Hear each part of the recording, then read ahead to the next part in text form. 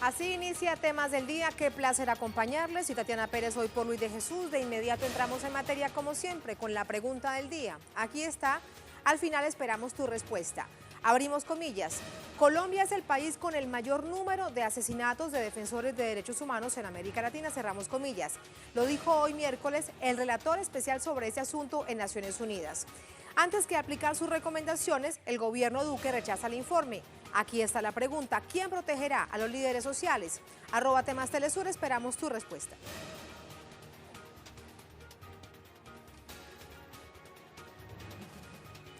A propósito, este miércoles en la sede de la Alta Comisionada para los Derechos Humanos de Naciones Unidas en Ginebra se presentó el informe de derechos humanos sobre Colombia.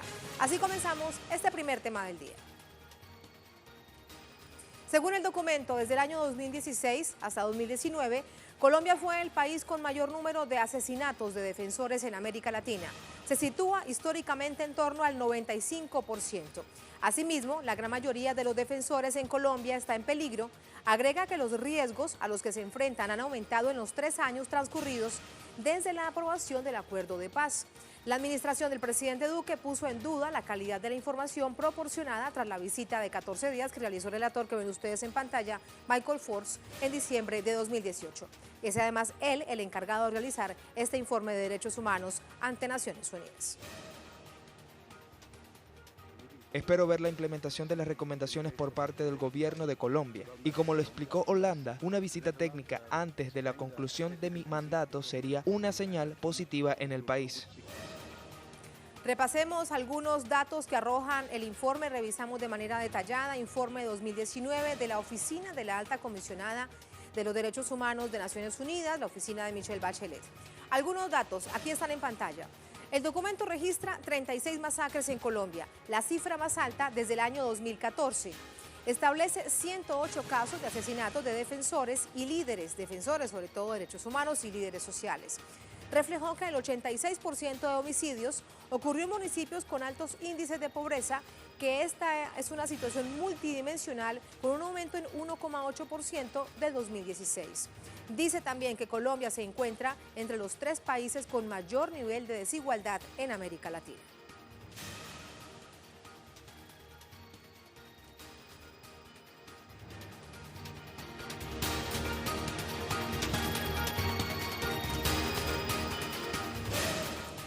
A propósito del primer tema, aquí está la pregunta directamente relacionada. Abrimos comillas. Colombia es el país con el mayor número de asesinatos de defensores de derechos humanos en América Latina. Cerramos comillas. Lo dijo hoy el relator especial sobre este asunto en la ONU en Ginebra. Antes que aplicar sus recomendaciones, el gobierno rechaza el informe. ¿Quién protegerá a los líderes sociales? Al final esperamos tu respuesta.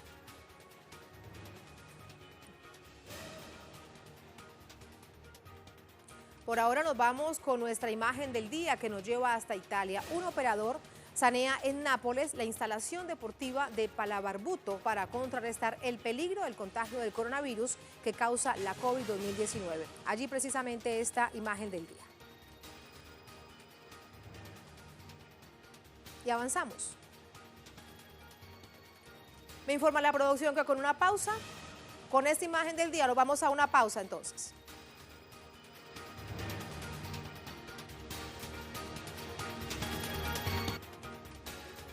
Así volvemos con el segundo tema del día. Avanza la huelga general de profesores en Andalucía, España, contra políticas de privatización impulsadas por el gobierno local. Tenemos más detalles a continuación. Aquí vamos con las imágenes. Apoyados por padres de familia y estudiantes, miles de profesores rechazaron el nuevo decreto de escolarización de la Junta de Andalucía, al tiempo que destacaron la importancia de la enseñanza pública. También denunciaron que la ley busca impulsar la segregación de estudiantes con necesidades especiales. Los centros públicos estamos en huelga porque el decreto que ha publicado la Consejería de Educación entendemos que dañará gravemente los intereses de la enseñanza pública y de su profesorado y de su alumnado. Puesto que no ha habido ningún tipo ni de negociación ni de consenso. Se ha puesto por la brava y así no se funciona. Este consejero ya nos ha hecho más de una y pensamos que el gobierno andaluz se tenía que empezar a plantear que a lo mejor lo que estaría bien es poner al frente de educación a alguien que esté dispuesto a hacer algo por educación, no hacer algo por él. Porque ahora mismo está actuando según sus criterios, ignorando a padres, madres, alumnado y profesorado. Allí testimonios que dan cuenta de la protesta. Ampliamos información a esta hora con Sergio Rodrigo desde Andalucía. Sergio, muy buenas tardes, adelante. Muy buena, pues efectivamente, jornada de protesta en el sur de España. Las comunidades de Andalucía hoy se han sumado a una huelga general de la comunidad educativa. Profesorados, padres y madres se han sumado junto al alumnado a esta protesta contra el decreto del gobierno de la Junta de Andalucía, un gobierno conformado por las derechas de Partido Popular Ciudadano y respaldado por los ultraderechistas de Vox. La Marea Verde, así como los sindicatos de la educación pública, han salido a las calles. Hay que recordar que este es el núcleo de mayor número de profesores a nivel estatal. Son más de 102.000 los profesores que conforman la educación pública de Andalucía, que hoy salen a las calles para decir no a un decreto que, insiste, favorece a la educación privada concertada frente a la educación pública. Insiste que la medida no ha sido consensuada con los sindicatos, que también han salido a las calles y donde de nuevo la jornada se tiñe de verde, porque de nuevo los profesores han portado esa marea verde para decir no a la privatización y a la liberalización del sector de la educación en el sur de España, donde residen más de 9 millones de personas. Sergio, gracias. No a la privatización de la educación en el país. De hecho, los docentes han criticado que la norma no se hubiese consultado con el gremio. También han cuestionado la inversión de impuestos en la educación privada. Con el nuevo decreto, y no entendemos a cuento de qué viene crear un problema donde no lo había. Si el anterior decreto facilitaba que el 95% del alumnado consiguiera su primera adjudicación y el 97% la segunda, a cuento de que viene cambiar algo que estaba funcionando y encima de espaldas a la comunidad educativa. Estamos por muchas razones, pero la principal es porque ha salido el nuevo decreto de escolarización que favorece la concertada en detrimento de la pública. Obviamente el dinero, con los impuestos que pagamos todos, hay unos servicios públicos y si con ese dinero se favorece la concertada encima, pues eso solo va a favorecer una élite y encima va a empobrecer cada vez más a la población. La denuncia es clara: privatización en contra de educación pública. Revisamos algunos hechos para dar contexto a la situación. Con más de 7.000 centros educativos, el abandono educativo temprano alcanza 21,6%, es la tasa más alta de España. Justo ahí la cifra en pantalla. El 38,7% de los menores de 18 años se encuentran en riesgo de pobreza y exclusión social, con la segunda tasa más baja de gasto público por alumno de España.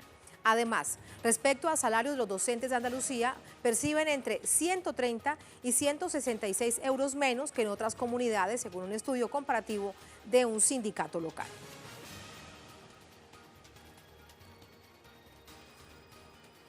Hay más denuncias porque se quejan del decreto que se dirige hacia la privatización progresiva de la educación. Esto dicen: las aulas de las instituciones concertadas han crecido a mayor velocidad que la pública en educación básica y media, mientras el gobierno local alega que los recursos para la educación son insuficientes. Ante este panorama, los profesores denuncian que el decreto busca convertir la educación pública en subsidiaria y no en el eje principal. Asimismo, expresan que Andalucía es la tercera comunidad con mayor segregación del alumnado. También señalan que en la propuesta del decreto de libre elección de los padres de la institución educativa subyace el mito generado que la educación concertada es de mayor calidad, con lo que se promueve el crecimiento de esta, es decir, de la educación privada, y el abandono de la educación pública.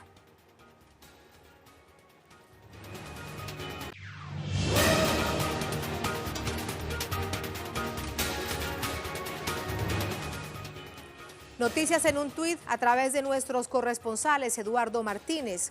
Informa el presidente de México, Andrés Manuel López Obrador, que para no coincidir con el paro nacional de mujeres del 9 de marzo, la venta de boletos para la rifa del avión presidencial iniciará el 10 del mismo mes. Colectivos feministas habían cuestionado la fecha inicial. Avanzamos ahora con Paola Dragni desde Chile. Ministra de Mujer de Chile, Isabel Pla, reconoce violación a los derechos humanos durante revuelta popular. Sin embargo, en la interpelación no supo explicar por qué el ministerio solo acompaña a 30 casos de los casi 150 que involucran a mujeres víctimas de esto. En Brasil, Nacho Lemos, en Sao Paulo, tercer caso de coronavirus en Brasil.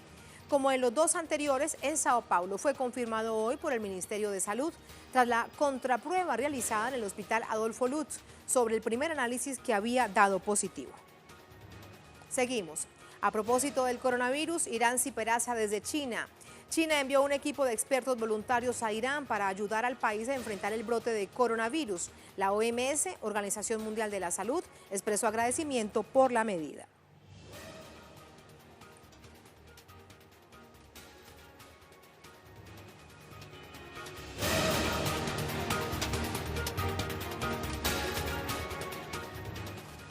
Vamos con nuestro tema en desarrollo que se genera en Guyana.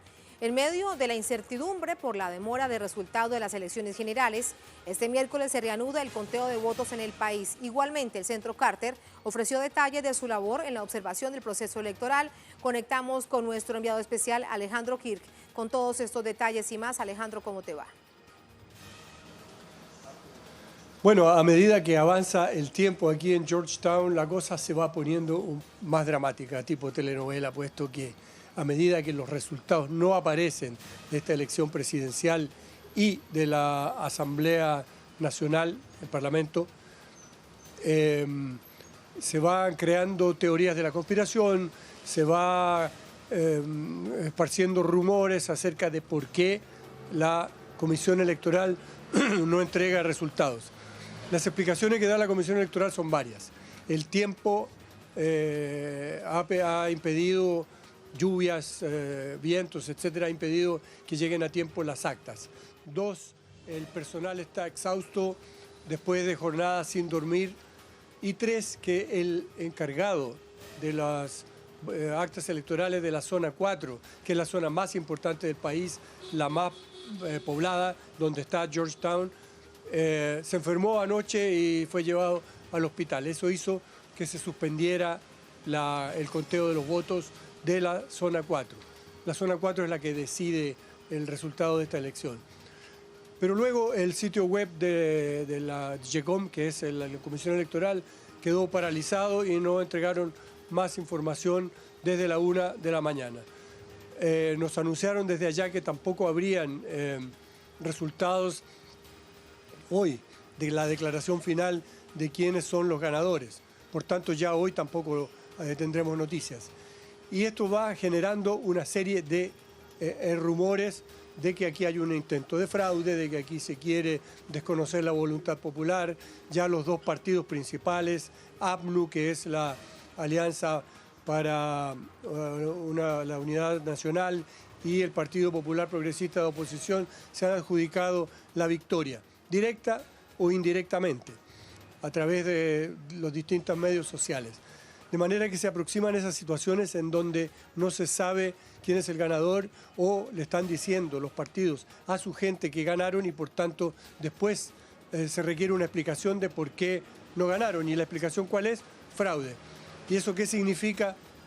Problemas callejeros, manifestaciones y violencia, que es lo que aquí se quiere evitar. ¿Qué está detrás de todo esto? El boom petrolero que se espera para Guyana, que ha hecho de estas elecciones unas elecciones cruciales, históricas, puesto que quien gane aquí va a tener 10 veces el presupuesto anual que tiene ahora el Estado de Guyana. Así que estamos en esa encrucijada, seguiremos encima de la noticia como siempre y tratando de que llegue a tiempo a la audiencia de Telesur.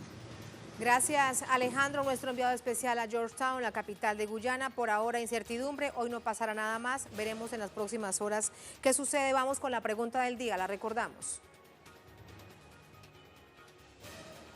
Vamos a recordar la pregunta del día. a propósito del Consejo de Derechos Humanos de Naciones Unidas, en donde ha hablado Michael Force. Él es el relator de Naciones Unidas para el tema colombiano. Aquí está en pantalla. Colombia es el país con el mayor número de asesinatos de defensores de derechos humanos en América Latina. Lo dijo hoy el relator especial sobre este asunto en la ONU. Antes que aplicar sus recomendaciones, gobierno rechaza el informe. Te preguntamos, aquí en @temastelesur, ¿quién protegerá a los líderes sociales? Ahí la pregunta.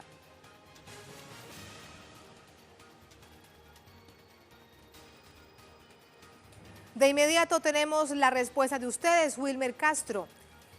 Los cacaraqueados derechos humanos solo sirven para juzgar a los que vayan en contra de los intereses del gobierno neonazista de Estados Unidos. Mientras el terrorista de Álvaro Uribe Vélez siga dirigiendo a Colombia, lamentablemente los compañeros dirigentes sociales seguirán falleciendo. Una realidad, lo dice Wilmer Castro. Avanzamos, Orlando Katia. Quien defiende la justicia y la libertad no está protegido más que por su convicción de que la verdad es la única moral que debe seguir el ser. Todos esos muertos dejaron un ejemplo de lucha para quienes aún viven sumidos en la ignorancia. Es momento que Colombia despierte. Gracias, Orlando. Seguimos. Hay más respuestas. Guillermo Lescano. Muy buenas, señorita Tatiana. Gracias, Guillermo. Muy buenas tardes. De una vez los saludo. ¿Quién protegerá a los defensores colombianos? Ojalá la ONU Derechos, los proteja, porque @Iván Duque, el presidente Iván Duque, no los protegerá. Muy buenas tardes, señorita Tatiana. Éxitos para usted. Eso es lo que dice Guillermo Liscano. Nos queda una respuesta más de Miguel Abolaño. En Colombia gobierna un régimen de terror apoyado por la corrupción, el narcotráfico, los Estados Unidos. La oposición está siendo masacrada sistemáticamente. Líderes sociales, estudiantes, campesinos, militantes políticos de izquierda. No garantías para la oposición. Gracias a todos ustedes. Miguel, a usted por enviarnos sus reflexiones. A propósito de esta situación, no queremos terminar esta emisión de Temas del Día sin saber cuál es el panorama en Colombia con respecto a cómo se recibe por parte del Consejo de Derechos Humanos el informe que ya está completo, que se ha detallado, más de 30 páginas que dan cuenta de la violación de derechos humanos en distintas instancias. Una de ellas, como lo dice el relator, respecto a América Latina, Colombia es el primer país con asesinatos de defensores de derechos humanos. Vamos hasta Bogotá entonces con Hernán Tovar y más detalles. Hernán, muy buenas tardes, adelante. Y además preguntarte sobre las reacciones del gobierno. Entendemos que ha hablado la canciller esta jornada. Tatiana, muy buenas tardes. Sí, efectivamente, después de que se presentara el informe en las Naciones Unidas por parte del relator de derechos humanos en Colombia, pues hay bastante preocupación, no solo por lo que ha generado este informe, sino por las cifras que ha mostrado. Como usted lo decía, Colombia es el primer país que vulnera los derechos humanos y sobre todo que asesina a los defensores de derechos humanos. Recordemos el informe preliminar que se presentó aquí en Bogotá, diciendo que alrededor de 108 defensores habían sido asesinados en el año 2019.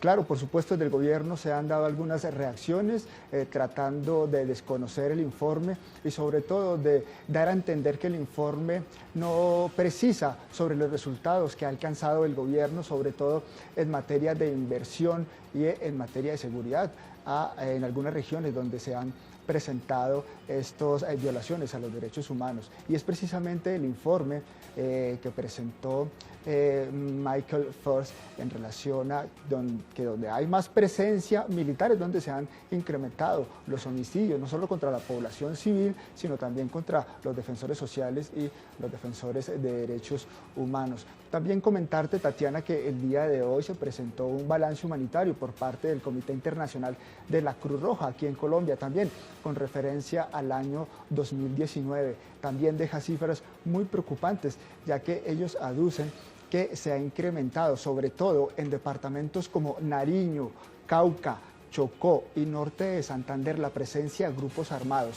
Aseguran que diariamente se está presentando una víctima de minas antipersona, que la presencia de estos grupos armados ha, confinado a poblaciones indígenas y afros en estos departamentos del país. y que no da cuenta la seguridad, la presencia militar y la presencia policial para brindar seguridad a estas comunidades. Esto se le suma, este balance por parte del Comité Internacional de la Cruz Roja, se le suma al informe que en materia de derechos humanos se presentó hoy desde Ginebra. Muy preocupante la situación humanitaria y de derechos humanos en Colombia, Tatiana. Y con la radiografía que nos entregas, lamentablemente las víctimas que se revictimizan porque las zonas de las que nos estás haciendo referencia históricamente han estado marcadas por el conflicto interno colombiano. Hernán, gracias, muy buenas tardes. Vamos así a poner punto final a temas del día, los dejamos con el video web del día, producciones audiovisuales que ustedes consiguen rápidamente compiladas en la cuenta en redes sociales y en Facebook. El coronavirus llegó a República Dominicana, autoridades del gobierno ofrecieron información, con eso los dejamos. Un placer como siempre, sigan con nosotros.